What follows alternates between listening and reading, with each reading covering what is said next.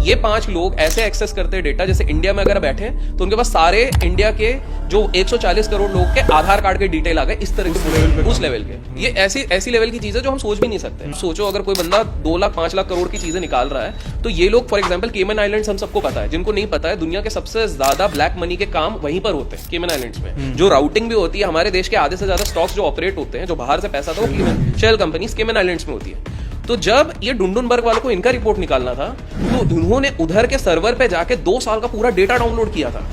और ये बात 2020 में वहां के एक बंदे ने बोली भी थी, लेकिन उनको ये नहीं पता था किस कंपनी की खोज के लिए कर रहे हैं। 2-3 साल बाद पता लगा, अच्छा इस कंपनी के लिए पूरा सर्वर डाउनलोड किया जा रहा है। मतलब एक तरीके से आप समझो पूरे इंटरनेट को डाउनलोड किया जा रहा था एक कंपनी के चक्कर में, कि केमन आइलैंड में कौन सी कंपनी कब बनी, कौन सी शेल कंपनी बनी, एक ही कंपनी के लिए सारी की जा रही है। चीज ऐसी नहीं है कि जो मैं और आप एक्सेस करते हैं, हम नहीं कर सकते। तो इनका काम ही स्कैम ढूंढना है। देखो वो तो पब्लिक को बताने के लिए बोलते हैं, इसमें इनका मोटिव रहता है, ये पोजीशन है इनकी ना 5 लोगों की टीम दुनिया के तीसरे रिचेस्ट इंसान को 20वें-30वें पे लेके आ जाता है। अब इनका मोडस ऑपरेंडी समझिए, लोग चलते कैसे।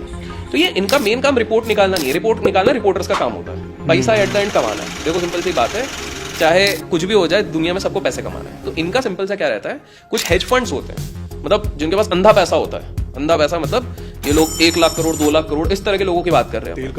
तेल का कुआं, ठीक है, बिल्कुल सही। तो ये इनके पास इतना पैसा रहता है, तो ये लोग बोलते हैं कि बॉस तुम हमारे लिए रिपोर्ट बनाओ, तुम लोग ढूंढो पूरी दुनिया में, ऐसा लिमिट नहीं है कि यूएस में ढूंढना है, तुम पूरे ग्लोब में ढूंढ के बताओ कि भैया कहां पर कौन से कंपनी में घोटाला चल रहा है। इनकी रिसर्च ऐसी नहीं रहती जैसे ब्रोकरेज हाउसेस 2-3 महीने की रिसर्च करते हैं अपने बंदों को बिठा के, इनके 2-2 3-3 साल तक चलती है। 11:30 बजे एनएससी का सर्वर ग्लिच हो गया था, 3:30 बजे चालू होने। तब ये एकदम क्लासिक एग्जांपल मेरे साथ हुआ था 2021 में, जब मेरे पास ऑर्डर ओपन थी, मैंने पुट बाय करके रखा था। अच्छा, वो वेडनेसडे था, कुछ 120 वाला ऑप्शन मैंने बाय करके रखा था, और तब मैं थोड़ा ज्यादा क्वांटिटी 4000 क्वांटिटी मेरे पास थी।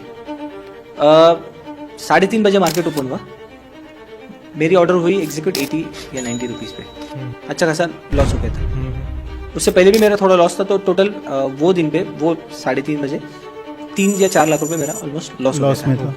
बट ये सोचो कि वो टाइम पे ऐसा क्या हो गया अचानक कि जो मार्केट नीचे जाने वाला था वो 1000 पॉइंट ऊपर चला गया मार्केट खुलते। जो बोल रहे थे बल्क पेंडिंग ऑर्डर। यूएस में एक निकोला नाम की एक इलेक्ट्रिक व्हीकल की कंपनी थी। तो इन लोगों ने जब रिपोर्ट निकाली थी, रिपोर्ट के जस्ट कुछ हफ्तों बाद 75% स्टॉक गिर गया, खत्म ही हो गया। इनके जितने भी रिपोर्ट निकालते हैं ऑलमोस्ट 80% केसेस में जैसे ही ये रिपोर्ट निकालते हैं, ऑलमोस्ट मैक्सिमम शेयर अपने हाई लेवल से 70-80% तो गिरते ही हैं। साथ में उन पे कोई ना कोई जो एजेंसीज होती हैं वो इन्वेस्टिगेशन चला देती हैं, और जिसमें ये कल्प्रिट निकलते ही निकलते हैं। मतलब फ्रॉड निकलता है, कुछ ना कुछ तो उसमें घोटाला निकलता है। निकोला में भी निकला था, इसके अलावा इनकी बहुत बड़ी एक लिस्ट है जिसमें सब में निकलते हैं। पॉकेट में पैसा नहीं है फिर भी आप मतलब you can buy for crore. आपको खाली ब्रोकर के संग एडजस्टमेंट चाहिए, 2 फाइनेंसर चाहिए, जो ब्रोकर फाइनेंसर खड़ा कर सके। आपको पैसा देना ही नहीं है। 100 रुपए का चीज नेक्स्ट ईयरिंग में 200 रुपया है, उसके नेक्स्ट ईयरिंग में 300 रुपया है, उसके नेक्स्ट ईयरिंग में 400 रुपया है।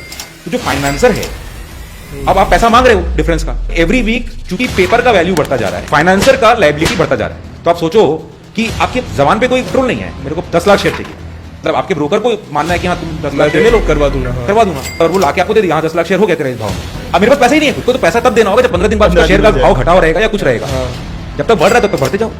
जनवरी 2023 में एक रिपोर्ट निकालते हैं और उसका टाइटल बड़ा खतरनाक होता है कि दुनिया का तीसरा सबसे धनी इंसान दुनिया का सबसे बड़ा कौन लेकर। अब नहीं है तीसरे, तो सब तो टॉप 20 में भी नहीं अब नहीं है। अब क्या कर सकते हैं, डुंडनबर्ग की कमाल है ये, टूटा हुआ साज।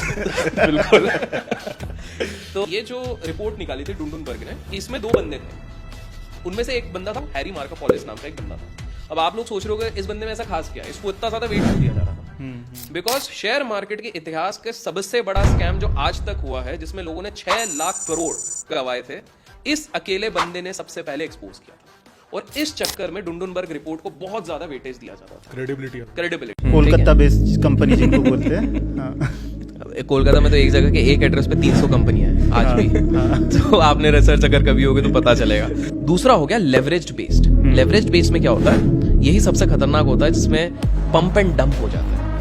ये हर्षद मेहता के टाइम पे बहुत होता था। तो इसमें कैसा रहता है कि लेट्स टेक एन एग्जांपल, आप और मैं, हम लोग मिलके हम सोचते हैं कि यार हमें ना इस कंपनी का कोई वैल्यूएशन नहीं है, कुछ भी नहीं है, नाम की कंपनी है, शेल कंपनी है। तो वो बोलेंगे कि यार एक काम करते हैं, इसको हम ही लोग पंप करेंगे, बाद में डंप कर देंगे। तो इसमें आज के समय में काफी इन्फ्लुएंसर्स को भी यूज किया जाता है। आज के समय की अगर मैं बात करूँ सोशल मीडिया पे एड्स वगैरह भी चलते हैं आजकल। और एक केस पकड़ा भी गया था, एक सेलिब्रिटी का भी नाम आया था उसमें, ये सारी चीजें। नाम हम नहीं लेंगे। नाम हम किसी का नहीं लेंगे, हम किसी को नहीं जानते। ठीक है, तो सर्कुलर ट्रेडिंग में क्या हो गया, बाय सेल हो गया, एक तरीके का ये हो गया बाय सेल इन्फ्लेटेड वॉल्यूम है। आप जब तक आओगे हम अपने जो प्रमोटर से शेयर लिया वो डंप करके जो प्रॉफिट होगा 20% हमारा बाकी प्रमोटर को दे दिया। तो ये एक पहला तरीका हो गया।